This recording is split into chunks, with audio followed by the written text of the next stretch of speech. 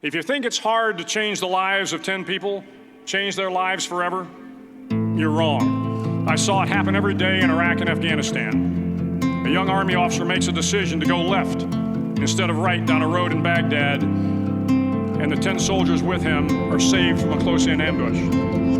In Kandahar province, Afghanistan, a non-commissioned officer from the female engagement team senses that something isn't right and directs the infantry platoon away from a 500-pound IED, saving the lives of a dozen soldiers. But if you think about it, not only were those soldiers saved by the decisions of one person, but their children were saved, and their children's children. Generations were saved by one decision, one person.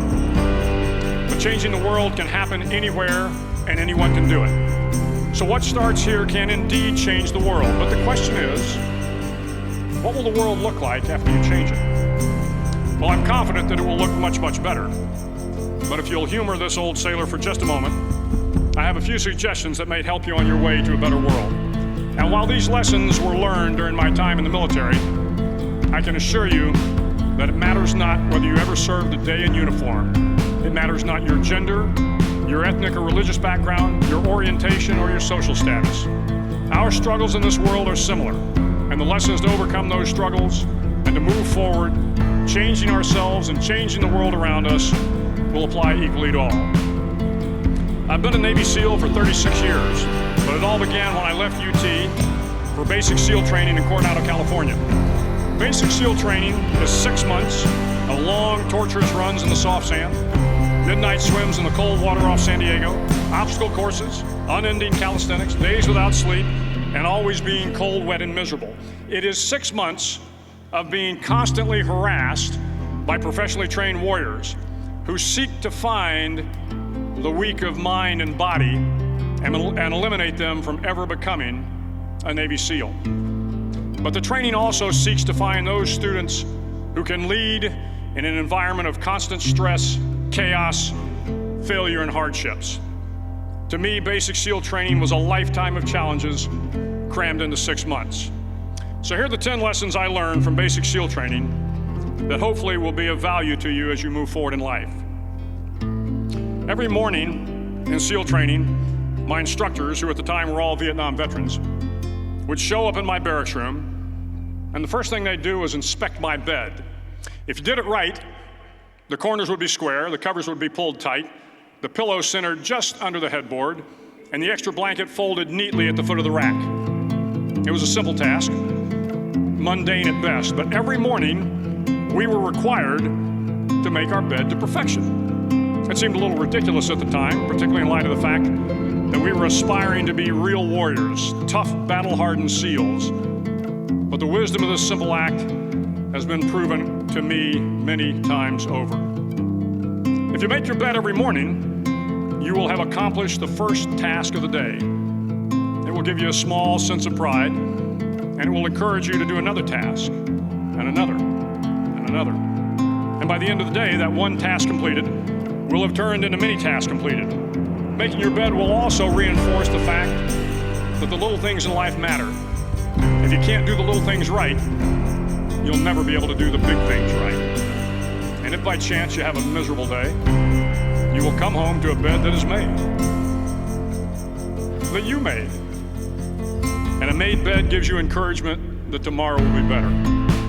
So if you want to change the world, start off by making your bed. As Navy SEALs, one of our jobs is to conduct underwater attacks against enemy shipping. We practice this technique extensively during training. The ship attack mission is where a pair of SEAL divers is dropped off outside an enemy harbor and then swims well over 2 miles underwater, using nothing but a depth gauge and a compass to get to the target. During the entire swim, even well below the surface, there is some light that comes through. It is comforting to know that there is open water above you. But as you approach the ship, which is tied to a pier, the light begins to fade. The steel structure of the ship blocks the moonlight. It blocks the surrounding street lamps. It blocks all ambient light.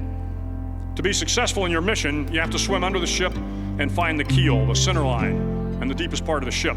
This is your objective. But the keel is also the darkest part of the ship, where you cannot see your hand in front of your face, where the noise from the ship's machinery is deafening, and where it gets to be easily disoriented, and you can fail. Every SEAL knows that under the keel, at that darkest moment of the mission, is a time when you need to be calm, when you must be calm, when you must be composed, when all your tactical skills, your physical power, and your inner strength must be brought to bear. If you want to change the world, you must be your very best in the darkest moments. The 9th week of training is referred to as Hell Week. It is 6 days of no sleep, constant physical and mental harassment, and one special day at the Mud Flats. The Mud Flats are an area between San Diego and Tijuana where the water runs off and creates the Tijuana Sloughs, a swampy patch of terrain where the mud will engulf you. It is on Wednesday of Hell Week that you paddle down in the mud flats and spend the next 15 hours trying to survive the freezing cold, the howling wind, and the incessant pressure to quit from the instructors. As the sun began to set that Wednesday evening, my training class, having committed some egregious infraction of the rules, was ordered into the mud. The mud consumed each man till there was nothing visible but our heads. The instructors told us we could leave the mud if only 5 men would quit. Only 5 men, just 5 men, and we could get out of the oppressive cold. Looking around the mud flat, it was apparent that some students were about to give up. It was still over 8 hours till the sun came up. 8 more hours of bone-chilling cold. The chattering teeth and the shivering moans of the trainees were so loud, it was hard to hear anything. And then one voice began to echo through the night. One voice raised in song. One voice became 2, and 2 became 3, and before long, everyone in the class was singing. The instructors threatened us with more time in the mud if we kept up the singing, but the singing persisted, and somehow the mud seemed a little warmer, and the wind a little tamer, and the dawn not so far away. If I have learned anything in my time traveling the world, it is the power of hope, the power of one person. A Washington, a Lincoln, King, Mandela, and even a young girl from Pakistan, Malala. One person can change the world by giving people hope. So if you want to change the world, start singing when you're up to your neck in mud. Finally, in SEAL training, there's a bell. A brass bell that hangs in the center of the compound for all the students to see. All you have to do to quit is ring the bell. Ring the bell, and you no longer have to wake up at 5 o'clock. Ring the bell, and you no longer have to be in the freezing cold swims. Ring the bell, and you no longer have to do the runs, the obstacle course, the PT, and you no longer have to endure the hardships of training. All you have to do is ring the bell to get out. Start each day with a task completed. Find someone to help you through life. Respect everyone. Know that life is not fair and that you will fail often.